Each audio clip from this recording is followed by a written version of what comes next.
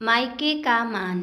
रश्मि बहुत ही सीधे और सरल स्वभाव की थी और उसको जीवन के दांव पेच कुछ कम समझ आते थे। रश्मि को जब देखने लड़के वाले आए थे तो भी रश्मि कुछ ज़्यादा बोल नहीं पाई थी। और किसी ने खूब कहा है कि शब्दों से जाहिर ना करना किसी के वजूद की पहचान। हर कोई इतना कह नहीं पाता जितना महसूस करता है। और ये कहावत रश्मि पर बिल्कुल सटीक बैठती थी।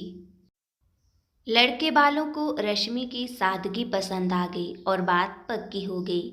शादी के बाद पहली दिवाली आई तो रश्मि की सास, जो बहुत ही सुलझे हुए विचारों की थी, वो बोली कि रश्मि, कल हम बाजार चलेंगे और सुधा के ससुराल में जो भी दिवाली के तोहफे देने हैं वो खरीद लाएंगे।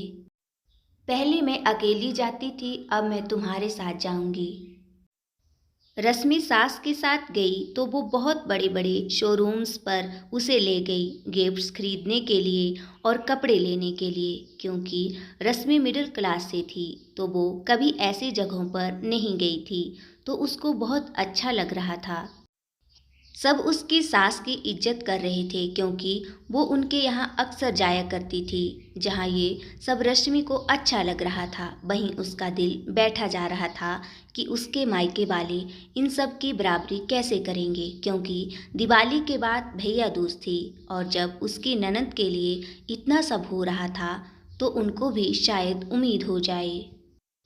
रश्मि ने बातों बातों में अपने घर पर ये बात रखी तो उसकी माँ, जो कि एक विधवा थी, उन्होंने अपनी चूड़ियाँ गिरवी रखकर रश्मि के लिए गोल्ड बनवा दिया और दिवाली पर उसके भाई भाभी को सामान लेकर भेजा। सबने खाना खाया और रश्मि किचन में बर्तन रखने गई तो शकुंतला जी ने कुंदन भाई से एक बात कही।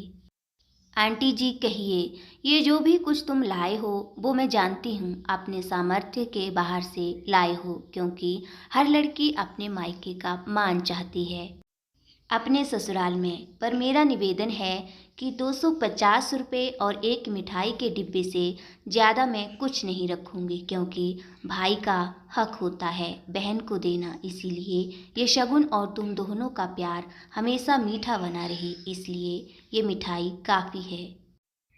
कुंदन के मना करने पर भी उन्होंने सादर वो सामान वापस कर दिया, क्योंकि वो जानती थीं कि वो सामान उन्होंने अपनी चादर से बाहर जाकर खरीदा है। दोस्तों, सही कहते हैं कि प्यार किसी दुकान पर नहीं मिलता, बस महसूस करो तो अपने अंदर ही है। रश्मि रोने लगी और अपनी सास के गले लग गई।